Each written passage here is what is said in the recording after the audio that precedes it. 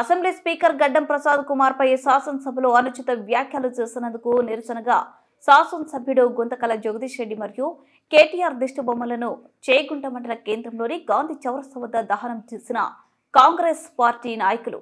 ఈ సందర్భంగా చేగుంట మండల కాంగ్రెస్ పార్టీ అధ్యక్షులు మాట్లాడుతూ శాసనసభలో అసెంబ్లీ స్పీకర్ గడ్డం ప్రసాద్ కుమార్ పై సూరపేట ఎమ్మెల్యే గుంతకల్ల జగదీష్ రెడ్డి ఏకవచనంతో మాట్లాడుతూ అగౌరవపరిచి శాసనసభ సాంప్రదాయాలను తుంగలు తొక్కినందుకు జగదీష్ రెడ్డికి మద్దతుగా నిలిచిన BRS party working president KTR దిష్టిబొమ్మలను దహనం చేశామని తెలిపారు.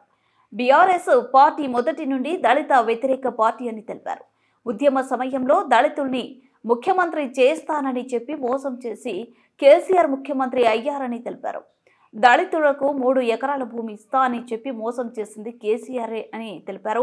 ముఖ్యమంత్రిగా ఉన్న తాటికొండ రాజయ్యని అకారణంగా మంత్రివర్గం నుంచి తొలగించి దళితుల మీద ఉన్న అక్కసును చూపించింది బీఆర్ఎస్ పార్టీ అని తెలిపారు.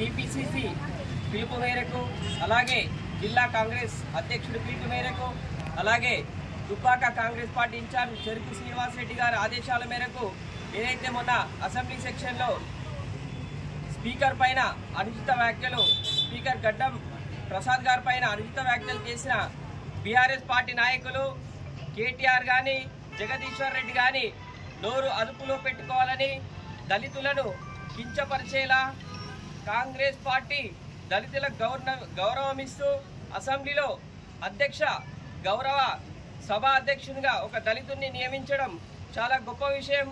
అది జీర్ణించుకోలేక నిండు సభలో కేసీఆర్ కానీ కేటీఆర్ కానీ జగదీశ్వర్ రెడ్డి కానీ దళితులు అత్యధిక ఉన్నత స్థానంలో వాళ్ళు జీర్ణించుకోలేక దళితులను అవమానిస్తూ అసెంబ్లీ అధ్యక్ష హోదాలో ఉన్న అధ్యక్షునికి గౌరవం ఇవ్వకుండా అనుచిత వ్యాఖ్యలు చేసినందుకు మేము దీన్ని ఖండిస్తూ నిరసనగా ఈరోజు దిష్టిబొమ్మ కార్యక్రమాన్ని చేగుంట మండలంలో చేపట్టాము.